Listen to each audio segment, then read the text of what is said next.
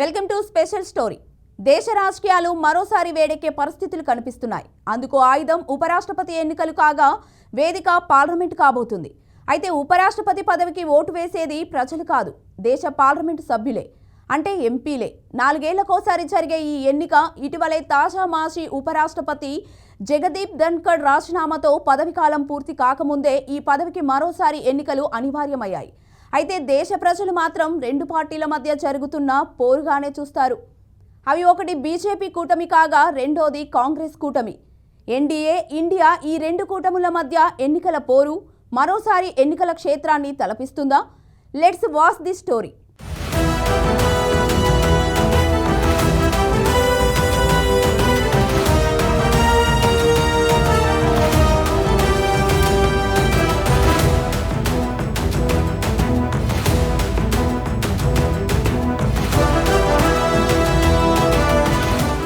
దేశ రాజ్యాంగంలోని 2వ అత్యున్నత స్థాయి పదవి ఉపరాష్ట్రపతి పదవి. కానీ ప్రతి 4 ఏళ్లకోసారి మారిపోతుంది.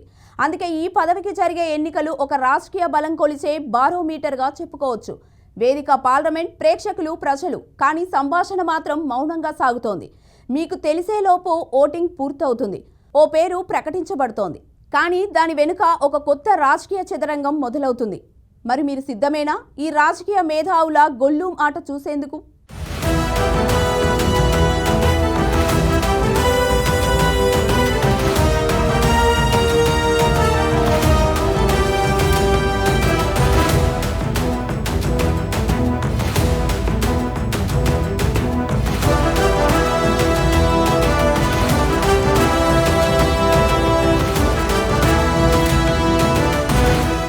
భారతదేశంలో ఉపరాష్ట్రపతి పదవి రాజ్యాంగబద్ధంగా 2వ అత్యున్నత స్థాయి పదవి. ఈ పదవికి 4 ఏళ్లకోసారి ఎన్నికలు జరుగుతాయి. అయితే ఈ ఎన్నికల్లో ప్రజలు ఓట్లు వేయరు. ఉపరాష్ట్రపతి ఎంపిక ప్రక్రియలో కేవలం లోక్సభ, రాజ్యసభ ఎంపీలు మాత్రమే ఓటు వేసే హక్కు ఉంటుంది. అయితే ఓట్ల గణాంకాల్లో ఎన్డీఏ కూటమికి కొంత ఆధిక్యం కనిపిస్తున్నా రాజకీయ సంకేతాల ప్రభావంతో కాంగ్రెస్కు చెందిన ఇండియా కూటమి కూడా తమ అభ్యర్థిని రంగంలోకి దింపింది. దీంతో ఉపరాష్ట్రపతి పదవికి ఎన్నిక అనివార్యమయ్యింది.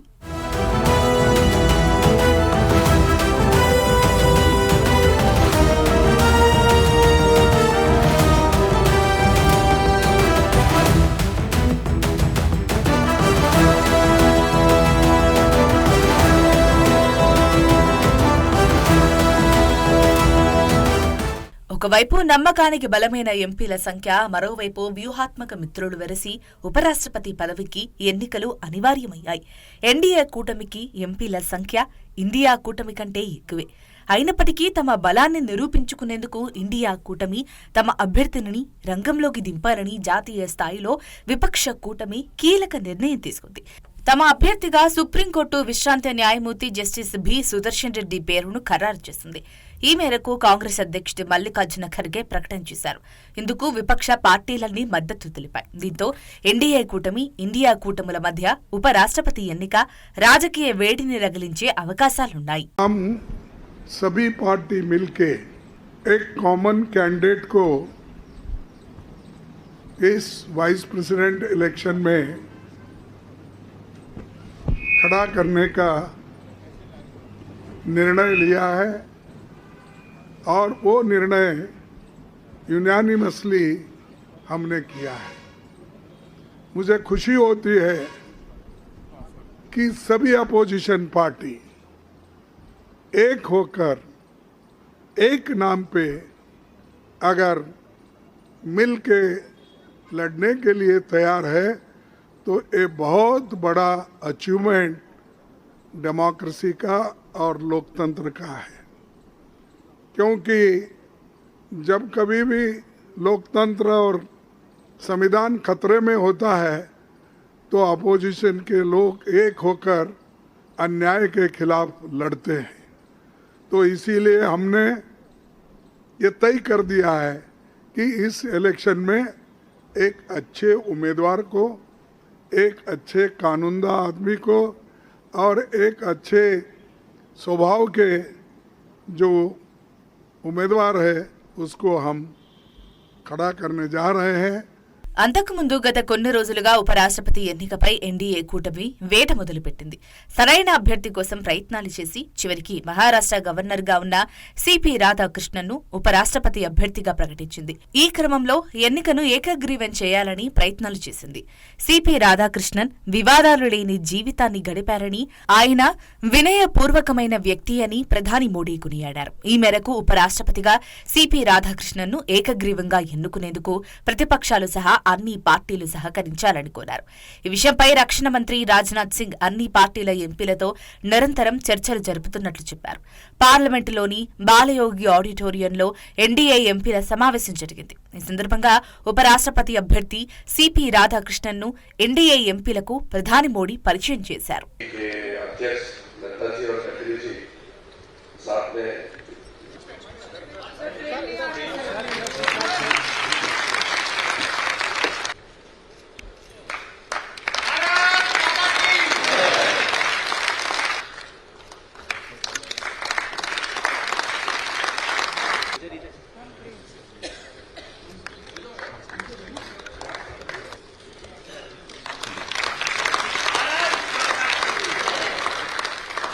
अजय कुमार झा जी, नीलेश्वर कमाई जी, इनको पालन करता हूँ।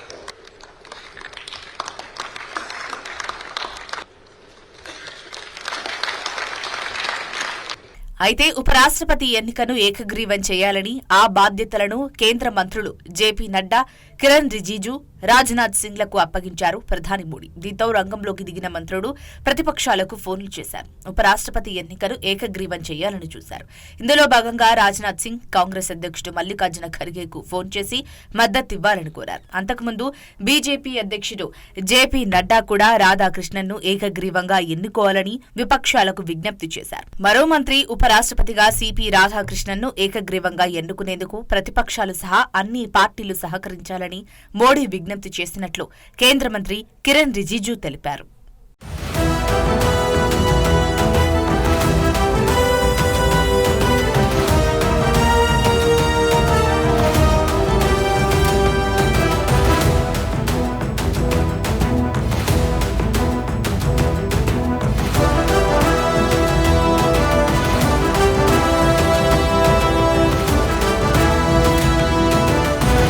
ఇండియా కూటమి కూడా తమ అభ్యర్థిని రంగంలోకి దింపడంతో దేశ రాజకీయాల్లో మరోసారి నువ్వా నేనా అనే స్థాయిలో ఎన్డీఏ ఇండియా కూటమిల మధ్య రాజకీయ వేడి రాజుకునే అవకాశాలున్నాయా?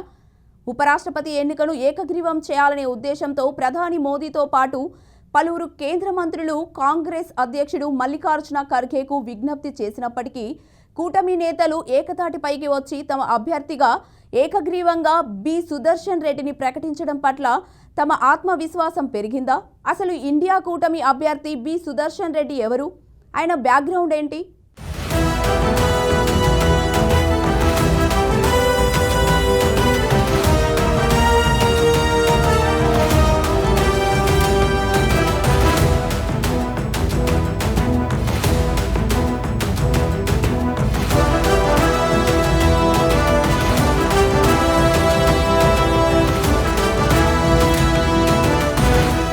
ఉపరాష్ట్రపతి ఎన్నికను ఏకగ్రీవం చేయాలనే ఉద్దేశంతో ప్రధాని మోడీతో పాటు పలువురు కేంద్ర మంత్రులు కాంగ్రెస్ అధ్యక్షుడు మల్లికార్జున ఖర్గేకు విజ్ఞప్తి చేశారు.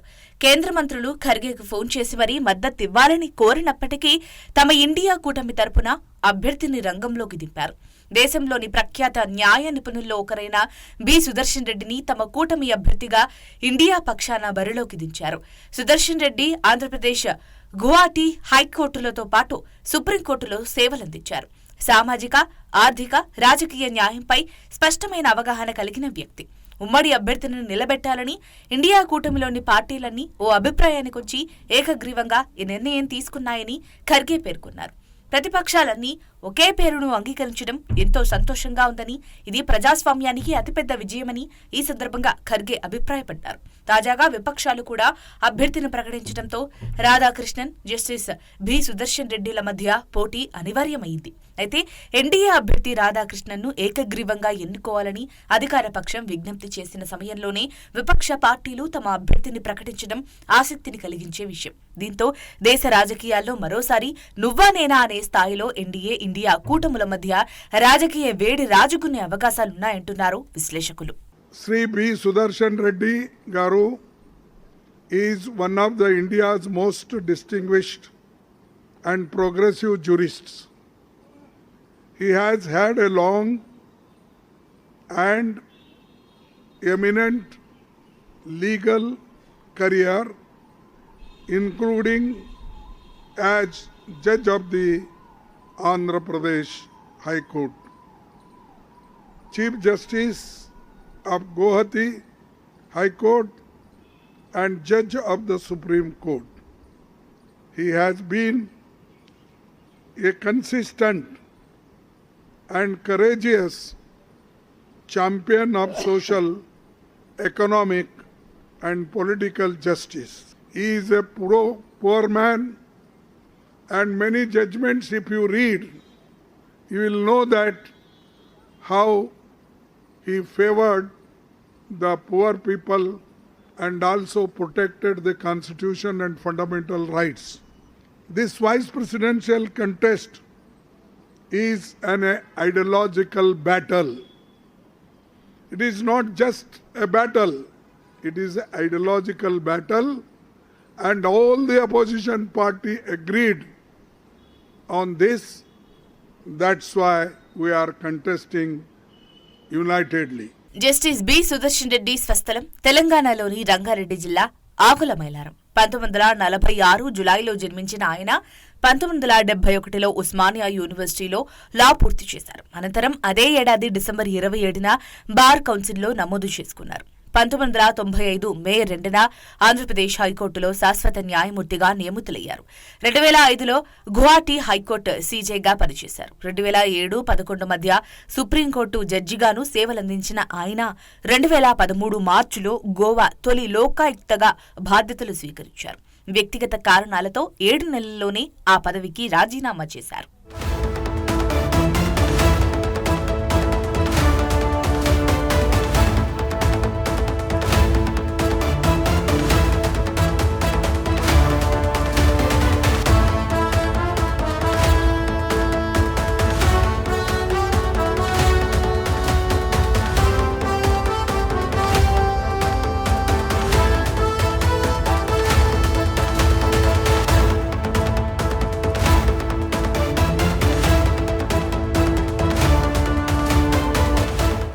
ఇక ఎన్డీఏ ఉపరాష్ట్రపతి అభ్యర్థిగా మహారాష్ట్ర గవర్నర్ చంద్రపురం పొన్నుస్వామి రాధాకృష్ణన్ను ఖరారు చేయడంతో అటు ఇండియా కూటమి అభ్యర్థి, ఇటు ఎన్డీఏ అభ్యర్థి ఇద్దరు కూడా దక్షిణ భారతదేశానికి చెందిన వారి మధ్య ఉపరాష్ట్రపతి పోరు జరగనుంది.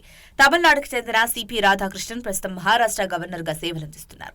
అంతకుముందు జార్ఖండ్ గవర్నర్ గా ఉన్న సమయంలో తెలంగాణ గవర్నర్ గాను అదనపు బాధ్యతలు నిర్వర్తించారు. ఆర్ఎస్ఎస్ నేపథ్యమున్న రాధాకృష్ణన్ ఓబీసీ నేత, తమిళనాడులో బలమైన గౌండర్ సామాజిక వర్గానికి చెందిన వ్యక్తి. అంతేకాదు దక్షిణ భారత బీజేపీ నేతల్లో సిపి రాధాకృష్ణన్ సీనియర్, పార్టీకి అత్యంత విశ్వాసపాత్రుడు. రాధాకృష్ణన్ 16వ ఏట నుంచి ఆర్ఎస్ఎస్ జనసంఘ్లతో కలిసి పనిచేశారు. కోయంబత్తూరు లోక్సభ స్థానం నుంచి 1998, 1999 ఎన్నికల్లో పోటీ చేసి గెలుపొందారు. 2004 నుంచి 2007 వరకు తమిళనాడు బీజేపీ అధ్యక్షుడిగా పనిచేశారు. అప్పట్లో 93 రోజులతో పాటు తమిళనాడులోని ప్రతి నియోజకవర్గాన్ని చుడుతూ 19,000 కిలోమీటర్ల మేర రథయాత్ర నిర్వహించి ప్రచారం చేపట్టారు. మోడీ తొలిసారి ప్రధానమంత్రి అభ్యర్థిగా బరిలోకి దిగిన 2014 సార్వత్రిక ఎన్నికల్లో కోయంబత్తూరు లోక్సభ స్థానం నుంచి పోటీ చేసి 2వ స్థానానికి పరిమితమయ్యారు. 2019 ఎన్నికల్లోనూ అదే స్థానం నుంచి పోటీ చేసి ఓడిపోయారు. 2023 ఫిబ్రవరి 12న తొలిసారి జార్ఖండ్ గవర్నర్ గా నియమితులయ్యారు. 2024 మార్చి 19న అప్పటి తెలంగాణ గవర్నర్ తమిళసై సౌందరరాజన్ రాజీనామాతో ఆ మరుసటి రోజు నుంచి తెలంగాణ గవర్నర్ గా, పుదుచ్చేరి లెఫ్టినెంట్ గవర్నర్ గా అదనపు బాధ్యతలు నిర్వర్తించారు. 2024 జులై 27న మహారాష్ట్ర గవర్నర్ గా బదిలీ అయి ప్రస్తుతం అక్కడే సేవలందిస్తున్నారు.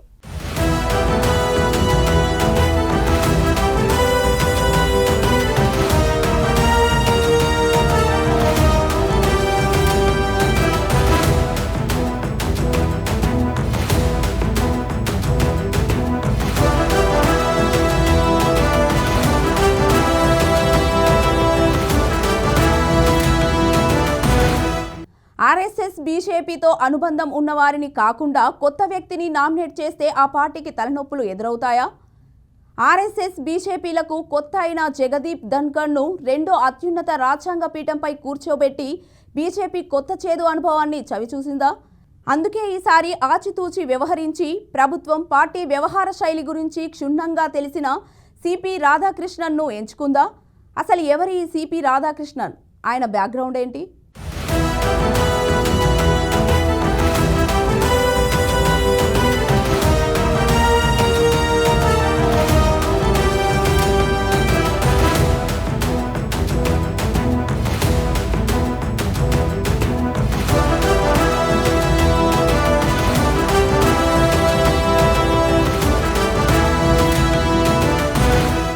రాష్ట్రపతి ఉపరాష్ట్రపతి పదవులకు బీజేపీ నాయకత్వం గవర్నర్లుగా పనిచేసిన వారిని ఎంచుకుంటోంది.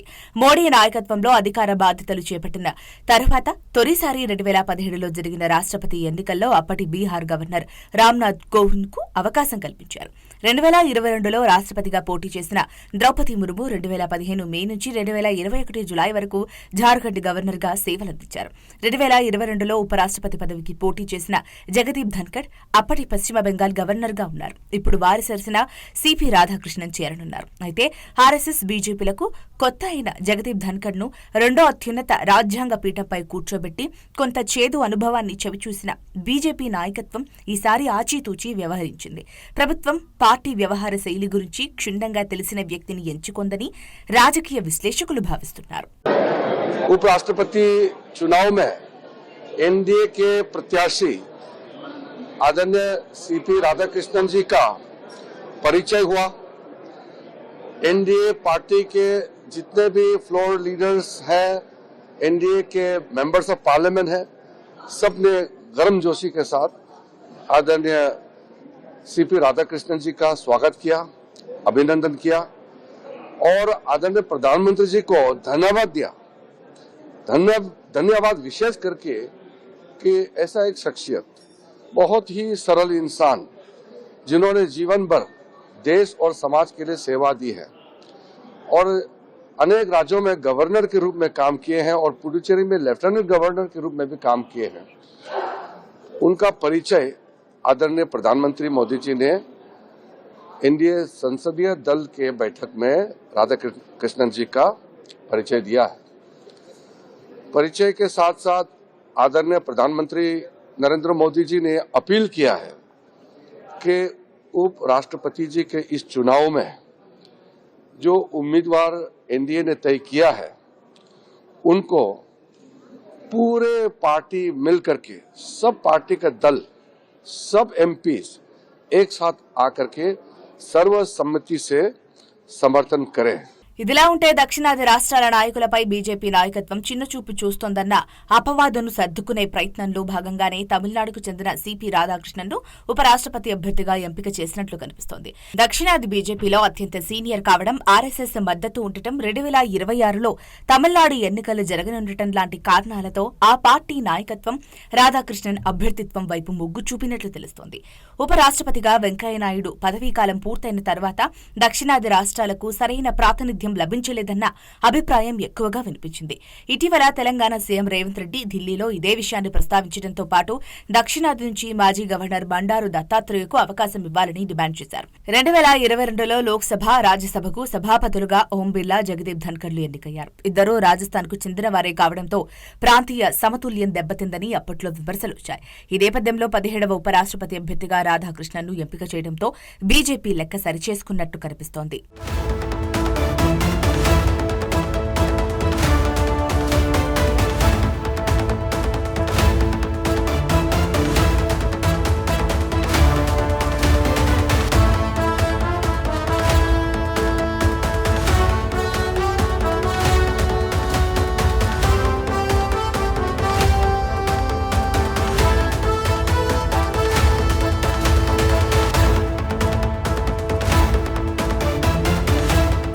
ఇదిలా ఉంటే ఇండియా కూటమి ఉపరాష్ట్రపతి అభ్యర్థిగా జస్టిస్ సుదర్శన్ రెడ్డిని ప్రకటించడం పట్ల రెండు తెలుగు రాష్ట్రాల్లో హర్షం వ్యక్తమవుతోంది. జస్టిస్ సుదర్శన్ రెడ్డిని గెలిపించుకోవడం తెలుగువారిగా మన బాధ్యత అంటున్నారు. ఇందులో భాగంగా సీఎం రేవంత్ రెడ్డి మంత్రుల ఆధ్వర్యంలో తెలంగాణ కాంగ్రెస్ నేతలు ప్రెస్ మీట్ పెట్టి మరీ సుదర్శన్ రెడ్డిని గెలిపించుకోవాలని, అందుకు తెలుగు రాష్ట్రాల్లోని రాజకీయ పార్టీలు, ఆ పార్టీల ఎంపీలు కలిసి రావాలని పిలుపునిచ్చారు.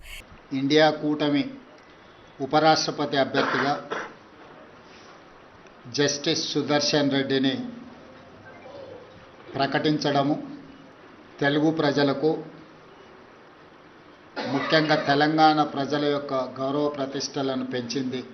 రాజ్యాంగ వ్యతిరేకులైన, రాజ్యాంగాన్ని రద్దు చేయాలని కుట్రలు చేస్తున్న వాళ్ళను ఈ ఉపరాష్ట్రపతి ఎన్నికల్లో ఓడించడానికి ఇండియా కూటమి రాజకీయ పార్టీలకు అతీతంగా, రాజకీయాలతో సంబంధం లేని ఒక వ్యవసాయ రైతు కుటుంబంలో జన్మించిన తెలంగాణ బిడ్డ, ఉస్మానియా యూనివర్సిటీ పట్టభద్రుడు, తెలంగాణ హైకోర్టు జడ్జిగా, ఇతర రాష్ట్రాలలో చీఫ్ జస్టిస్గా, సుప్రీంకోర్టు జస్టిస్గా సుదీర్ఘకాలం సేవలను అందించి రాజ్యాంగ నిపుణుడిగా పేరుగాంచిన జస్టిస్ సుదర్శన్ రెడ్డిని ఈరోజు అభ్యర్థిగా ప్రకటించడం మనందరికీ గర్వకారణము.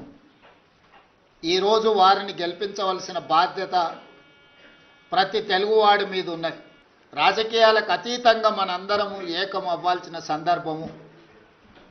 అందుకే ఈరోజు Telugu Desam party, YSR party, BRS party, MIM party, అదేవిధంగా ఉభయ రాష్ట్రాలలో ఉన్న బీజేపీ రాజ్యసభ, లోక్సభ మెంబర్స్కు కూడా విజ్ఞప్తి చేస్తున్నా, తెలుగువాడికి దక్కిన గౌరవం జస్టిస్ సుదర్శన్ రెడ్డి ఉపరాష్ట్రపతి అభ్యర్థిగా ప్రకటించడం. అందుకే మనందరం కలిసికట్టుగా 42 మంది లోక్సభ సభ్యులు, 18 మంది రాజ్యసభ సభ్యులు, ఉభయ రాష్ట్రాలకు సంబంధించిన వాళ్ళందరం ఒక తాటి మీదకి వచ్చి జస్టిస్ సుదర్శన్ రెడ్డి గెలుపులో భాగస్వాములు కావాలి. జస్టిస్ సుదర్శన్ రెడ్డిని గెలిపించవలసిన బాధ్యత మన అందరి మీద ఉన్నది. కాబట్టి జస్టిస్ సుదర్శన్ రెడ్డి గారి గెలుపు కోసం పని చేయాలి. జస్టిస్ సుదర్శన్ రెడ్డి గారి గెలవడము ఇప్పుడు అవసరం. ఇండియా కూటమి తీసుకున్న నిర్ణయం తెలుగువారి ప్రతిష్ఠ పెంచే విధంగా ఉందని సీఎం అన్నారు. రాజ్యాంగాన్ని మార్చాలని, కుట్ర చేస్తున్న వారిని ఓడించాలని స్పష్టం చేశారు.